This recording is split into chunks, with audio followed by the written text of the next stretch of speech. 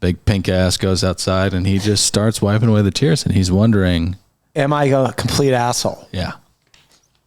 Answer, yes. Number one answer. Number one answer. Kyle, below deck, Med, what word do you think of when you think of Kyle? Asshole. All right, let's see if it's on the board. Yeah. Number one answer. Right. Number one answer. Right. And to remind everybody, Pat's not doing an impression of a black man. He's doing an impression of Steve Harvey. Well, that's an important distinction. Number one answer.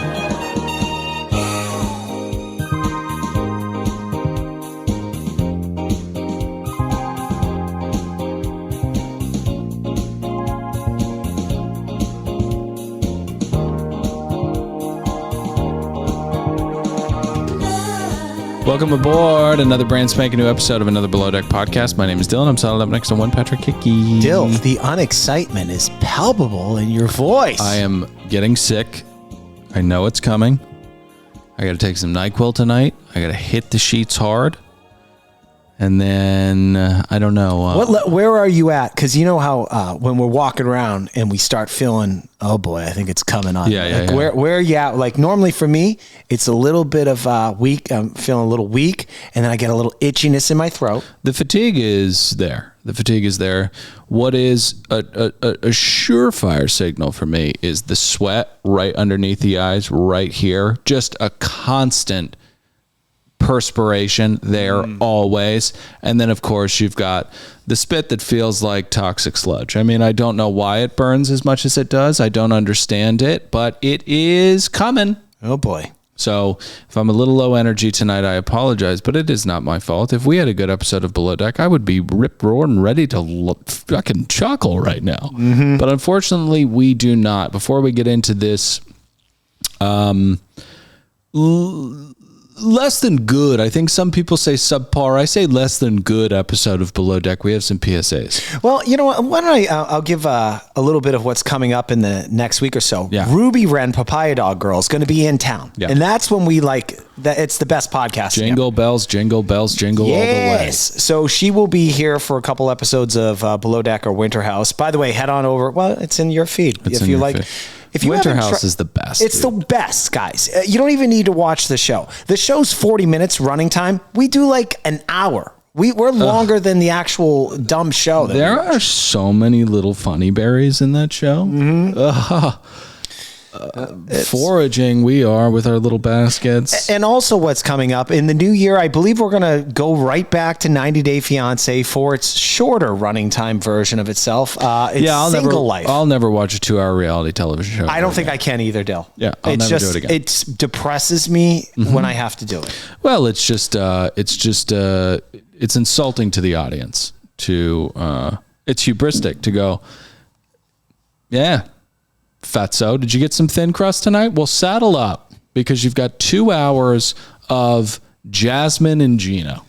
That's horrible. You know, nobody wants that. Yeah, it's tough. We're probably, you know what? Maybe we might do the hour-and-a-half shows when Love After Lockup debuts again. But anyway, it's looking like Vanderpump Rules and 90 Day The Single Life are going to be what we kind of launch with in the new year. Yeah, I love Love After Lockup because it makes me feel good about myself to see people with meth problems who live in double wides. There you go. It's therapy for me. Well, there you go, dude. You know, because I'm not an empath. I do not feel their pain. I just laugh. Why are you drinking screwdrivers in your front yard at 3:00 in the afternoon with a bunch of heavy machinery that is rusted? Again in the front yard. I don't understand what's going on. And why is your name Puppy? That was really And why depressing. do you smoke so much? You don't have a job. Dylan, I called the show. I was going to rename the show Sigs and Sadness. Anyway, Below Deck. Can I give my thoughts and knots on this episode? One more PSA. What is it? The Laura episode is out. We had a great time talking to her. Check that out. She is pristine. She is classy as fuck. She is the MVP of the season. A sea lioness. Sea lioness. That's the name we have for her. I just could not love her more. I want to be her best friend. She's great. She was great. Great interview. She wouldn't talk a lot of smack, but I think you could read between the lines. When we asked her, if you were a captain, who'd you have back on your boat? And she said, Luca and Jack. Yeah, meaning none of the interior. Yeah. Oh, and Lilly. She didn't say Lilly. No, she didn't. No. Because Lilly is a biological hazard.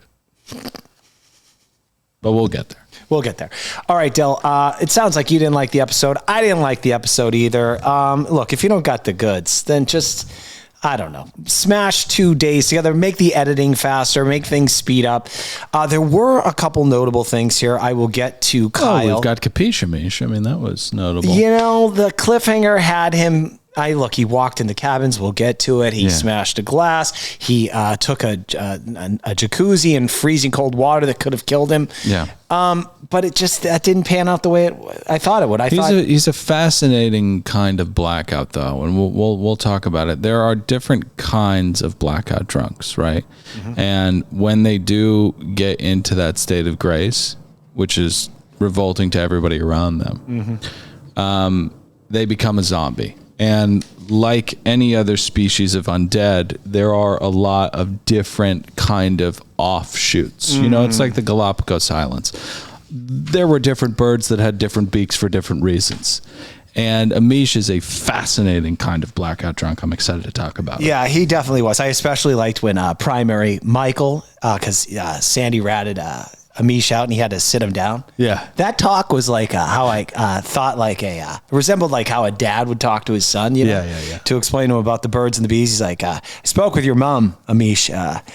She's having to replace that hand lotion twice a week in your bathroom. So can we slow it down? Yeah. And also, please don't ejaculate on other people's socks. Yeah, those you are can my ejaculate socks. on yours. Yeah. When you ejaculate on other people's socks, stuff gets in there like Gorilla Glue. Son, have you ever worn a dress sock in your life? No. Well, then don't come in mine, because you know that they're not yours, right? Come on. Yeah. Well, Amish, you got it, pup. Anyway, I'll say that I'm going to give this episode 10 knots. Okay, I'm going to give it 1. 1 plus 30. I give it 31. Okay. 31 pots. So it's so odd that we don't have chyrons on Below Deck, like we do on Winter House, the date and time, like we do on Winter House. It's it's really, really odd. But last we left off, Sandy was ripshit pissed about Luca. I mean, she was just ripshit pissed.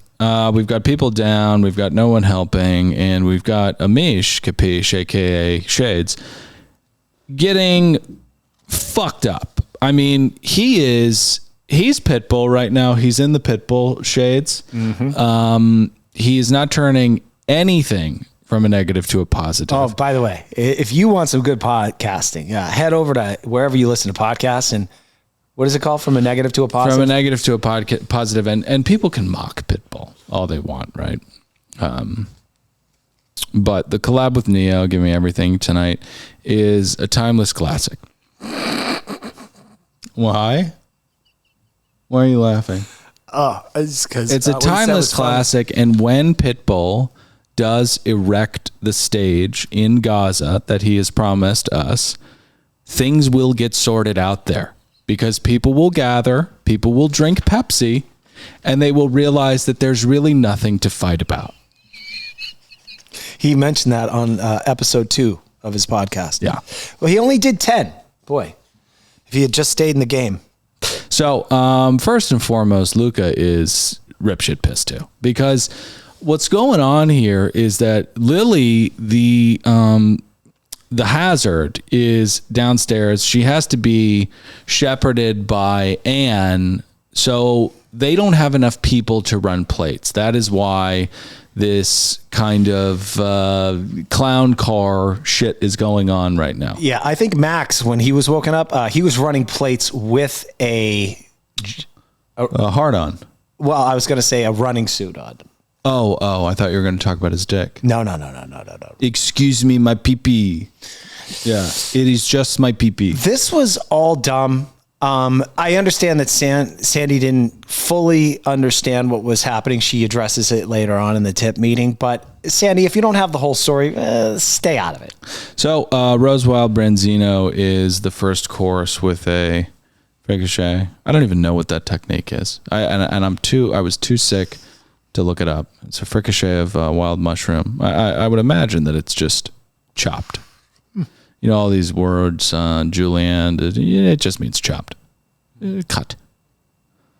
But it's a beautiful dish. It's a delicate, flaky fish with a good sear on it. And these dentists are shoveling it down their gullets like the pelicans they are. You know what I mean? Now, while the guests are eating and the exterior are running plates, Lilly and Jess are really just Lilly are going through the clientele's belongings. Personal belongings. Yeah. Dildos. Right. Edible underwear. Things you shove up your ass. Things you shove up your ass. I mean, it's all there. Mm-hmm. And this is why you can't go on these vacations, because this is not a white tablecloth experience, regardless of how many times these sea rats pretend that this is 5 stars. There is not the professional pride or decorum of somebody that, let's say works at, I don't know, what are those fancy hotels? Yeah, it would be a hotel, like something where there's actual accountability. These people are out in the ocean. No one's really looking at what they're doing. When you're at a hotel, you do have certain levels. Everyone's got an eye on somebody. St. Regis, is that what I'm thinking of? Yeah. Sure. No, that's not what I'm thinking. How about the Bel Air Hotel? No. It's a chain, but there's Edison. No. It's not Edison. There's one in Hawaii right by the Four Seasons. Oh, Four Seasons, of course. Right, the Four Seasons. Mm-hmm. Now, if you did have a suite at the Four Seasons and had somebody unpack your shit, they would be wearing white gloves and they would not be getting off on your anal beads. They would be putting everything away. And they would leave after. They would collect the tip and leave. They would not be looking through massive amounts of mascara at your sexy stuff. No, this is not a joke, right? But not when you're being waited on by sea rats. Is the point belabored? Can we move on? No, absolutely. Hey, can I get to a key part of the episode that I stuck out for me? Yeah. So, Amish, am I saying his name correctly? Just call him Shades. Shades. Okay, Shades. I don't want to be judgy. But you're on vacation. You should get trashed. But I do want to say, leave the blackout status to 2 years after you graduate college. Yeah, leave it to children. Exactly. Yeah. By the way, I was up in Solvang like a few years back. I'm at like a Michelin star fucking restaurant. I'm sitting next to a table next to some nice ladies in their 60s. 2 of them proceeded over the 2-hour dinner, as I was witnessing, get so fucking drunk, one of them had to lay on the fucking floor. Yeah. Come on, you're in your 60s. No, and that happens. I mean, my darling wife Cecilia and I were flying home from Virginia last month, and the woman next to us, who did have a Pomeranian underneath the seat in front of her, sweet dog, very calm temperament, she got 5 cans of wine, nice. 1 every hour, like clockwork. Another rosé. I know you need to charge me. By the end of that flight, that woman could not stand. And she began speaking to me while spitting on my wife. Because, when you get to that level, there's so much liquid, She began speaking to me about how she has been to every sandals resort except one, Antigua, and she's going.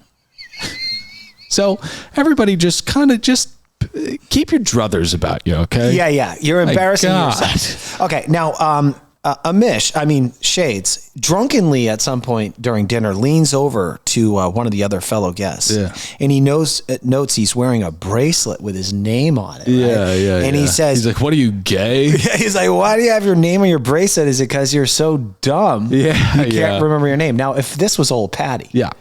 Old Patty would have said, well, my dad gave this to me before he went off to Vietnam. Yep. Really milk it. I never saw him again. Mm-hmm. Turns out we lost him in a helicopter, Amish. Yep. He flew to the northern part of Mekong Delta. Yep. He met a nice girl, started a new family. Heard he's doing well. Anyway, what are you drinking? Yeah. Just to see if he's listening. Yeah, and he's not listening. And that's why what I would say would be much shorter. I would say you are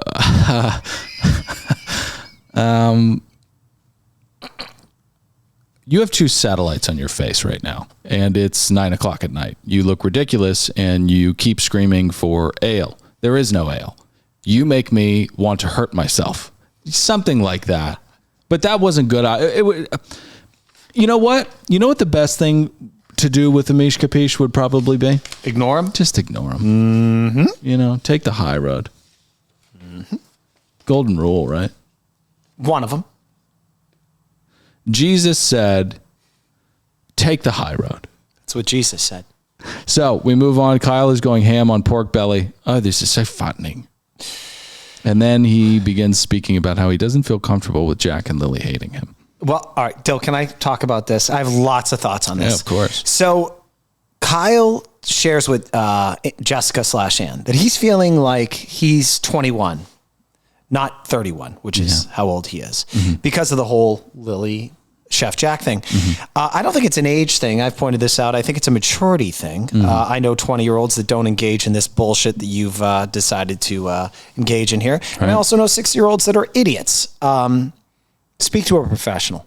Your life is in chaos. You need to examine why you are pink slime, sir. Yeah, and when you're not on top of this stuff, when your life is in disarray, you're blaming others for it, and you cannot see your part in it, you'll begin weeping at the sound of a B-rate opera singer. And it's those kind of uncontrollable little emotional mud bubbles that just kind of explode, and you have no control over what's going on. There are a couple moments in this episode which, Kyle, I don't think you're near being a normal, happy person. No, anytime soon. There's an antidepressant script coming for that young man. And it's sad because, listen, is it overprescribed? Yes. But sometimes people need it, So dessert is a lava cake. Is that a showstopper always, or is that a showstopper always? It's like a filet mignon. No, excuse me. It's like a beef Wellington. Way more work than it's worth, but man, the awes. Oh, it's like when you see the lava come. Well, yeah, the wall. Wow. Yeah, no, it's chocolate in the middle of a cake. Yep. So Amish says, 3 me. Nice one. Funny. Very funny, Amish, to bastardize purposefully a young woman of color's name. Oh, there you go. Wow, Amish. But he's a man of color too, though. So, right? Not right now. Oh, no? Right now, he is a zombie. And pigment does not really have any part to play in a zombie. The skin is dead. The veins have come to the fore. They are purple and thirsty. That's what Amish is right now. So, Tumi and Luca are fucked. Tumi's got 2 people on beds and heads, and she kind of has to because of Lilly. This is the Sandy's trying to figure out what's going on here. But we move on to Amish, unless you... I did have some thoughts on this. Okay, so Sandy lets us know that it's both Luca and Tumi's fault. Right. Dare I say you have a part to play in this too, Sandy, because you don't know what's going on. You don't know what's going on. Why are you doing all this stuff? This is where Sandy goes wrong, in my opinion. I've slowly kind of come to the table of liking Sandy a lot because I know she has to deal with a lot of sea rats. Yeah. So it's actually not Tumi's fault or Luca's fault. If we're breaking down the fourth wall, Dill, as I've come to know as we talk to these sea rats off mic, it's actually production's fault for intentionally casting inexperienced assholes they found on Instagram. Yeah, the woman said that she worked at Wimbledon. She spelled it incorrectly and said she was a position that if you just did a little bit of Googling, you would find out does not exist. So don't hire her. Right? How about that guy that brought a photo of another guy that he thought was going to... Ruam. So anyway, no. Amish is torqued to the moon at this point. Ale! He's running around the boat, yelling more ale, yelling more. Why do you keep up with this mantra? It's because he's blackout. Right. Then I thought he started asking for a hot dog. It took me like 8 minutes into the episode to realize he was asking for a hot tub. Yeah, hot tub. He was trying to find the hot tub. And he is trying to find the hot tub in the bottom of the boat, in the smallest rooms in the bottom of the boat.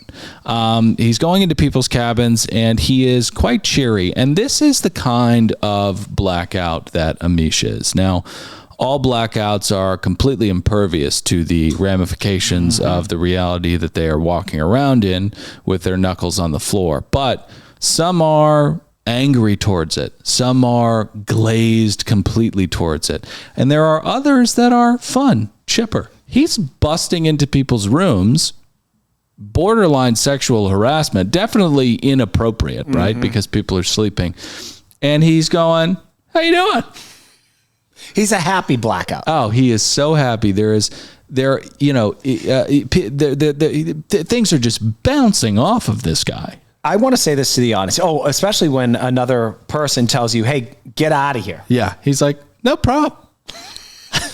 I tried finding Shades to get him on the show to explain himself. Please, Barnacles, some of you are so good at your research and investigative. Right. Find and also Shades. We will interview him later this week. To the Barnacles who are really, really good at finding people, we love you so much, but be worse at that. Yeah. You could be using your time more productively. There's so much life out there. But if you want to, if you get, if you pop off at that kind of thing, I mean, we encourage it. And again, I say, we love you. Now, he continues to go on this tour of complete blackout where he's 50 sheets to the moon, but he seems at the same time zombified and gaslighting people who are making inquiries about his sobriety. So it's this really interesting dynamic where he'll slide down a flight of stairs and drop a wine, shattering it all over the place. And they'll go, are you okay? What happened? And he goes, I just dropped my wine glass. Shades, your blood alcohol level right now is 14. I don't understand how you are as composed as you are. I dropped my wine glass. No big deal. Maybe it was the cold water in that jacuzzi. Yeah. I do want to say this about Shades. Shades, he did this one night. He had announced to everybody at the table, I'm getting fucked up. Yeah. It's just that they didn't get fucked up. Right. So he was a lone person getting fucked up. Yeah. And I would argue, why bother? Sure. Yeah. It doesn't matter that you're in a loveless marriage. I mean, there are different ways to cope with that. Your kids don't like you. That's fine. Next day. Next morning. So, Luca is like, me and the girls are going to hit it hard after this charter. Luca is a little Dionysian cherub, that one. I mean, he just worships at that altar of hedonism and fleshly desires. You know what I mean? I mean, that is just his nucleus. You need people like that on this show. I agree. He's wonderful. Bubble and Squeak for the morning special. Have you heard of this before? Yeah. Okay. And to no one's surprise, it is a dish from the United Kingdom that is made of potatoes and cabbage. They've been eating the same way since the life expectancy was 7. They just do not change. I think there's eggs in there too, but yeah. A little egg on top. Yeah. Throw a little egg on top. Yeah. But can you imagine that? You fall in love and you're like, I'm going to be with you forever, which is, I'm 7 now. 6 months. I was going to give it to like 16 and a half, Yeah. Back then, pink eye would take you out. Oh, yeah. You didn't wipe your butt properly. That could kill you. You'd get sepsis. Yeah. It's so funny. My wife is on the TikToks, and we've found a couple gals from the UK who are just amazing. They're just amazing content creators. There's one Irish woman who drinks almost exclusively hyper blue vodkas, be they blue lemonade or blue coconut, and she just gets fucked up, and she's amazing. But there's another woman who kind of shows you the ins and outs of grab and go dining in the UK. And I mean, it genuinely is disgusting what those people consume. They get Chinese food and there's fries. I don't know why they have fries with their Chinese food, but they also have munchie boxes. Munchie box. You know what a munchie box is? Is that a Happy Meal? It's a pizza box, and you open it up and there's kebab in it, and more fries, and chicken wings, and more fries. And I just want them to not have to go to Turkey to get their teeth worked on. And I want, it's just, listen, hey, nobody eats more shit than Americans, so I shouldn't be talking. But you could get a bucket of French fries at Rally's in New Orleans during Mardi Gras. A bucket of French fries. I mean, we have the Reese's Cup thing going on right now. The 1 pound Reese's Cup at Hershey Park. You told me you ate a Babe Ruth when you came over here. I told you I've been eating like Lena Dunham because it is the holidays. And I had a Baby Ruth at 11 o'clock, completely in bed. And when it was done, I felt no shame. And even the next morning, I didn't feel any shame. And then much like Kyle hearing that operatic music and then crying, I was kind of struck by a PTSD almost kind of nightmare where I flashed back to me eating a Baby Ruth at 11 o'clock at night, just struck by how not okay that is. I mean, it's things that are made of nightmares, like a lot of chocolate in that bed, Yeah, little crumbs of chocolate and peanut, and I'm laying down. Speaking of Kyle, Dill. Yeah. Him and Lilly, they have a chat in that laundry room, Yeah. She tries to clear things up with him regarding all the drama that's been created. Sure. She notes she hasn't picked a side, and she apologizes for all the confusion. Yeah, thank you. We were waiting with bated breath on who you were going to pick. Kyle hears this and he thanks her for picking the quote unquote right side. Yeah. Not to get inside Lily's head, but I think this was more about her trying to save her ass from being on the chopping block. Sure, and there would be no point trying to get into Lily's head because it's just that monkey chiming those cymbals together. And we love Lily, but that is what's going on. Yeah, she's green. She's green. She got cast on Instagram. That's she shouldn't be here. But Kyle, hearing her say that she hasn't picked a side, but then he acknowledges you've picked the right side. I don't think he's done any self-inventory. No, it's Palpatine shit. It's more Palpatine shit from Kyle. And the thing he says next is the girl who can't figure out how to turn on a washing machine came to me and apologized. Why can't Chef Jack? I have a question. Why can't you? That's a great point. Because I'll get ahead of myself. When he calls Zachary the love of his life, he can't understand all the negativity and he's tired of it. And he says something interesting. Yeah. He says he wants to know how people can change the way they think about him. Okay, so first off, I want to say, Zachary, what an angel. I mean, I don't know what is more... Or an enabler. Right. I don't know what's more difficult, working with special needs children or dating Kyle, but I think both of them are very, very taxing. Kyle says, and this is such an insight into how sick in the head he is, how do I change people's thoughts about me if they already feel that way?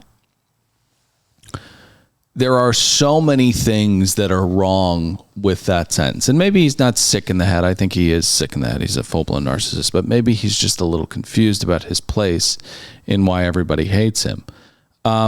This directive to change people's minds already, that's not a great place to start from. And then to completely have no acknowledgement of the part that you've played in it is just, it's sad to see. That's what it is. So pink slime. Yeah. Does Haley feel this way? Does Luca feel this way? Does Anne feel this way? Why are you the only one that feels that people are coming at you with all this negativity? Yeah. What's your part to play in this?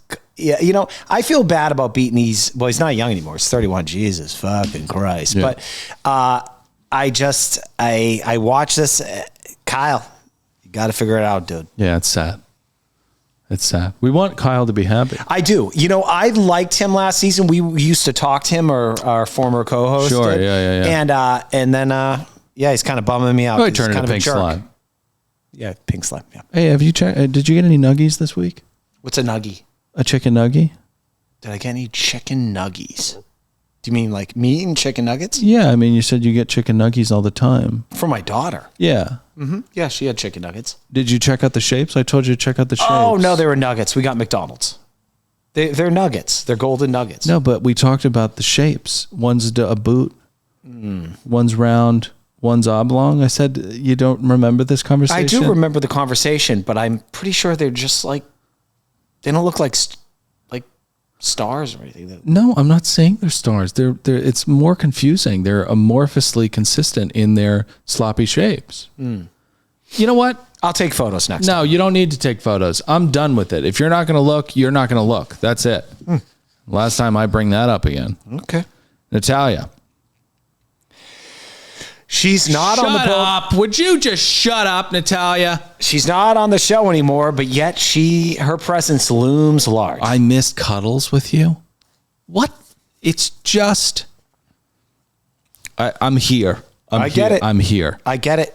God damn. And Luca has a part to play in that too. You know, By the way, you're sleeping with Jessica /Ann now. Right. Cool it, dude. Luca, who was a bully to her towards the end because she wouldn't fuck him because she was in an open relationship that wasn't an open relationship, but was rather abusive and rather controlling and not open in any way, shape, or form, is now happily flirting and keeping that fire stoked in case he can fuck her again while fucking Anne. I mean, the man is just diabolical. That butterfly is fluttering. Now, we get to this thing that happens every episode or 4. Is this headed back to the dock with the winds coming up? Winds are too tough. We can't go anywhere. Got to go back to the dock. $60,000 a day. So Lilly wants to do maths instead of make beds. Now, I don't think either are in the cards for her, but definitely not the beds. She keeps doing this crazy thing where she doesn't understand the language of the environment she's in. So Tumi will be like, did you do the rooms? And she'll say, yeah, I did the rooms. And she'll go into the rooms and they're not done. And she'll ask Lilly, I thought you said that you did the rooms. And Lilly will be like, I thought that you were speaking about the toilets. And Tumi's like, are you retarded? Okay, Del. I had this thing. When I was young, I would have a boss or a manager, and they'd be like, okay, write this down. I'd never write anything down. Sure. They go, all right, you're one of those people, you think you got it. I'd be like, yeah, I got it. Yeah. They'd start talking to me. I'd get nervous. Yeah, sure. I couldn't take in anything they were saying. Right. And then I'd nod my head like I heard everything they said, but I was lying. Right. And then I'd fake it till I made it. So we dock, and Tumi realizes that what Lilly can do is blow up balloons. Which she cannot. No. We learned that the Pudlians desire to go to Turkey to get their teeth done. And Jack is hoping that he can get his teeth done stateside by these lovely people. Not Amish, because his hands are shaky. One slip of that drill and your gums are just in shambles. And I would bet the house that he has operated on people's mouth's still fucked up. He's like Dr. Death, man. He'll fuck up your back. Oh, yeah. Next thing you know, you're like, hey, let me go in for this operation. My fucking back's been hurt me. You're living out the rest of your life in a goddamn wheelchair. Yeah, exactly. That guy was a bad guy. Yeah, he was terrible. real crummy character, that guy. So, the opera singer heads on. I was going to say, what do you think about this dinner menu? Surf and turf with mac and cheese. Well, I mean, it is a steakhouse classic. Yeah, we're going to Outback. Welcome to more. I'm tongue-tied. Yeah, no, it's somewhere between Outback and Morton's, and it is nowhere near yachts. But no, this is what people want. The lobster looked delicious. Listen, Jack knows how to play to the palates of, dentists from Florida. Yeah, these seals. And he gave them what they want, lobster, steak, mac and cheese, tomato and onion salad. I mean, who doesn't love that food? That's a classic night at a steakhouse. You know what I mean? There's nothing wrong with that. Hey, Del, can I talk about this opera performance? Yeah, can we really quickly, though, talk about Laura being confused about why the opera singer is here? I don't know if it's a bit. If it is, it's Andy Kaufman-esque. I'm very confused about it. Laura, you are so good at so many things. You're objectively horrible at singing. Yeah, she's horrible at singing. And that was definitely a joke. And I think that was her attempt at being funny. So, yeah. The opera performance, while lovely, I have to say, and I'm a poopy pants here. Big poopy. I don't like people singing that close to me. No. There's front row at a Guns N' Roses concert. That's one thing, Yeah. Having people singing to you in this private setting, it weirds me the fuck out because I get so uncomfortable with eye contact. Yeah. Intimacy terrifies you. Of course. Inevitably, the opera singer is going to be singing to me eye contact, and I am going to avoid eye contact, and I'm going to stare at her cheek, and I'll start going, oh, is that a zit forming? Right. Because I'm uncomfortable and insecure, and that's me. That's a me problem. No, and I am right there with you. You don't want the intimate concert by a person who you're not a fan of, by a person who is some kind of street urchin who has been brought on this boat to sing opera, because that's an uncomfortable situation. 100%. Classically trained or not, she stole from a lot of people today. So, Michael, that big baby, is wiping away the tears. I mean, this opera singer is really coaxing out a lot of wetness, especially who. Yep, pink slime. Big pink ass goes outside, and he just starts wiping away the tears, and he's wondering, am I a complete asshole? Yeah. Answer: yes. Number one answer. Number one answer. Kyle, below deck, Med. What word do you think of when you think of Kyle? Asshole. All right, let's see if it's on the board. Yeah. Number one answer. Right. Number one answer. Right. And to remind everybody, Pat's not doing an impression of a black man. He's doing an impression of Steve Harvey. And that's an important distinction. Number one answer. Name something that comes after pork. Yupine. And that was an impression of a black man. And I'm sorry.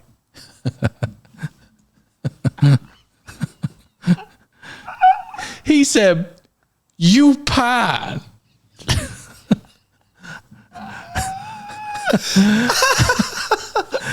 By the way, such we a great break down show. Family Feud insanity on PMZ. It's one of my favorite segments. I love watching Family Feud and breaking down the insanity on that show. Mm-hmm.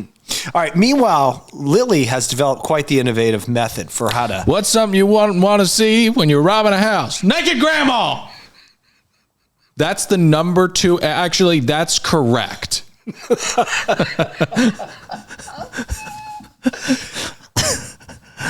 It's on the boat. Okay. All right. So, meanwhile, Lilly, she's developed, Dylan.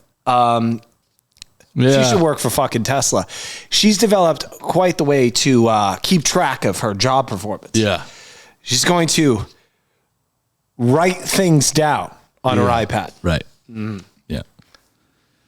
It's a little bit like